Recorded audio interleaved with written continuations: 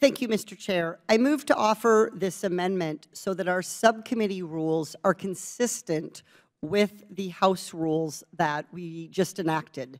This amendment would set forth a simple, clear process for the chair to determine when it's appropriate, and if it's appropriate, for a non-governmental witness to appear remotely.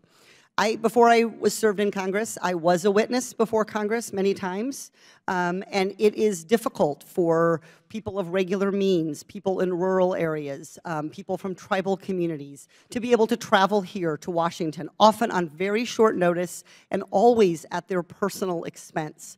I think this committee room and the halls of Congress need to be filled with the voices of regular Americans, Americans who are living and experiencing the very problems, the very challenges that we are trying to do oversight of. This should not be a committee room where the voices of lobbyists again and again and again are heard and are heard loudly.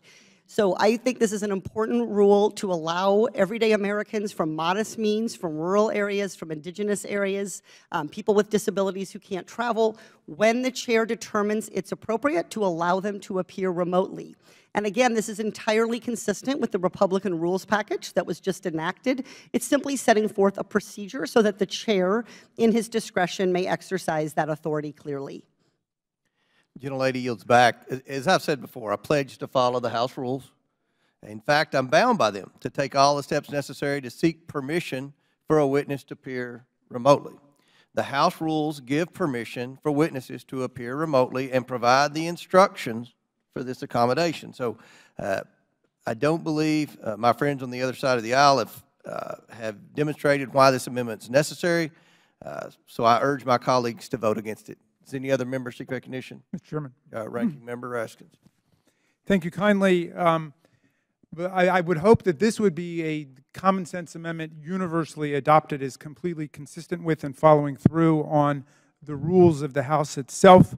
The amendment ensures that the public is not robbed of essential testimony from people across the country. Oftentimes we talk about wanting the voices of America to be heard here. This is precisely the way to do it. It protects equal access to the right to testify, ensuring that witnesses are not barred from participation by distance or money or travel delays or whatever might be the circumstances beyond their control. It's common sense, and I hope we can all endorse it.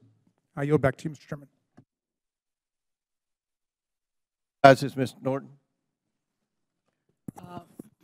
I support this amendment. Again, I call to the attention of the committee that the Congress is evenly divided, so it will make a difference often that such a member be able to vote remotely. And I strongly support this amendment. Mr. Chair.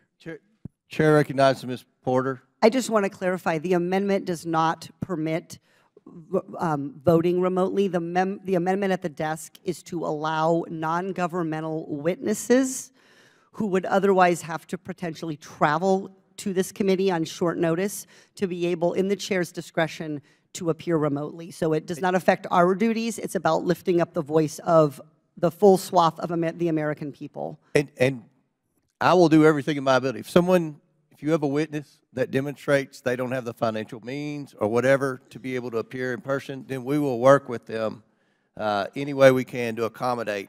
We'll take that on a case-by-case basis. That's my pledge. I don't think this amendment is necessary. Any other member seek recognition? If no one else seeks recognition, the questions on the amendment